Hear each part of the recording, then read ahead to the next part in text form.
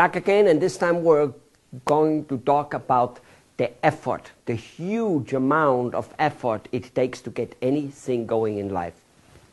And I'm going to couple that with basically quantity, because really we're talking more or less the same thing here.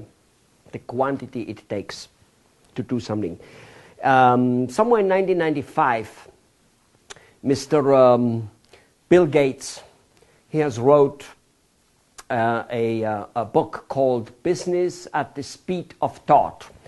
And it's about in 95, I think he wrote it, Business at the Speed of Thought by Mr. Bill Gates. And in there, a tremendous amount of good stuff. You should read the book.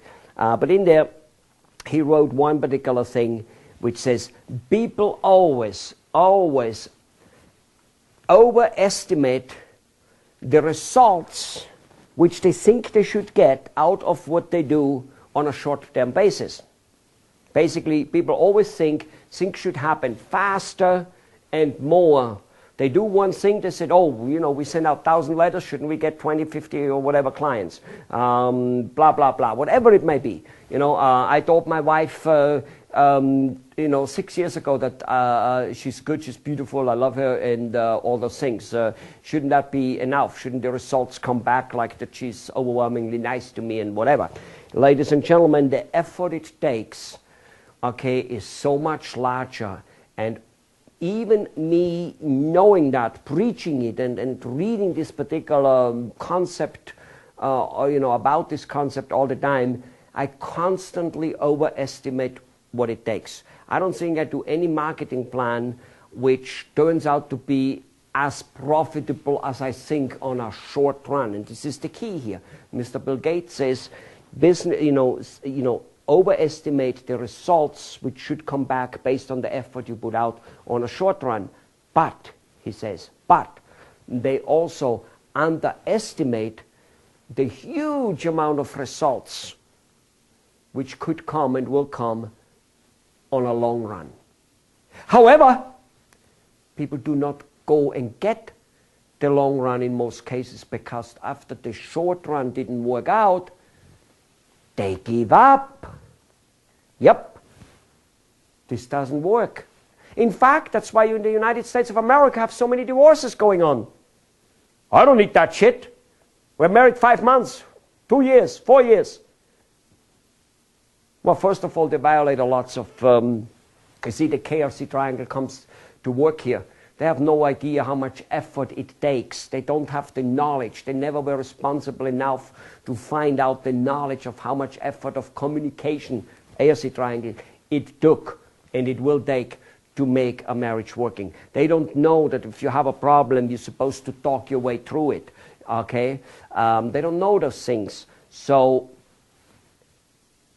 the whole marriage isn't as smooth, as beautiful, and as whatever, soft and all that stuff, sexy as it's supposed to be on a short-term basis, so let's give up. Same with people on the job, same with people in companies. And the beautiful or the sad part is that many companies owners, they make the same mistake. They do a certain marketing program, a certain this, a certain that, and they don't get what they're supposed to do, so they give up and don't do it anymore. They start a new one. The same happens. After they've done that for a while, they stop any and all good marketing actions because apparently nothing is working, and they kind of have a life of slightly miserable existence. Maybe they make enough money to live and even more, but they're not reaching their goal, and they're not even going after it anymore because everything they did didn't work out the way they wanted it. It's almost like God or some other mystic figure out there is supposed to deliver what you think it is. Maybe what some accountant says, or maybe what some book says. All that stuff. I tried it long enough. Shouldn't something come back? Oh my God, you have no idea how many of my clients, we sign them on our program and we tell them, look, this is a process, this is a work, this is a give and take, this is eventually we will succeed. Will we succeed in the first 1, 3 or 5 months, or maybe even the first year? God only knows, but we will succeed. Hey, hold and behold, after 2 weeks, some of them, or 3 weeks or 6 weeks, oh, something should happen already. I don't think anything has happened here. I'm getting unhappy. I'm getting restless. They think that life goes up in a straight line, you know, to that point from here to here. No, life goes like, you know, at the beginning it goes like this, sometimes up, down, and then finally it goes up, type of thing. It's like the accumulative way of putting something together. You know, for instance, if you take one penny, and you double that penny every day for 30 days, okay, how much money would you get? Let me tell you something. You know, actually, I think I did it with $1,000 type of things. If you do it for 30 days and I give you $1,000 every day, you get $30,000. What would you rather have that, or would you have one penny doubled every day? Okay, and most people actually say, I want $1,000 for 30 days, except the one who think it's a catch-22. What happens if you do a penny every day? You go on for 28, 26, 27, whatever days, literally like you have almost, you're not even showing up, and all of a sudden you go up to, I think, $11 million. Because doubling, it's just like the compound effort and effect. And I think it was, I don't know, Einstein or somebody who said that the compound, you know, the formula of compounding is a world wonder, you know. So, ladies and gentlemen, the effort it takes is huge. In terms of marketing communication, if you think of 1,000 letters sending out, you got to literally think of 3 and 5 million letters sending out. Now I know I right now hit unreality. I did get no agreement with you because you think you don't even have 3 million prospects, and of course this is a figure of speech which I'm telling you now. The amount of communicating, meaning people you need to contact with your marketing, is so huge, so much more than you think, and it will take a little longer than you think, but you need to keep going on it, and you will be all of a sudden getting the compound return. I need to tell you that this is part of the KRC. This is a knowledge I just gave you, and whether the knowledge is, you know, very palatable to you or not, that's really beside the point. It's what it is. It's the law of gravity. Okay? It doesn't work any other way. You need huge amount of communication, which is, as we get to the mechanical part of this tape, you will see how huge of communications and marketing we're going to put out, and we're going to put it out in a way that you can do it. Okay? Yes, absolutely, because that's probably where it fails down. Again, not enough knowledge in order to be in control of sending out huge amounts of marketing information for as little money and as little time that you can afford it. This is what this is all about. It's, you are on the road now. You took some responsibility to learn this knowledge. Then you need to take more responsibility to learn slightly more about it and to implement it, which is a whole responsibility in itself, of course, in order to basically, so to say, you need to learn how to contact this huge amount of people I'm now talking about for so little money and time, effort that you can do it. That's the key, because nothing does do you any good if you cannot do it. So don't worry about me talking about something which is not executable because of your situation.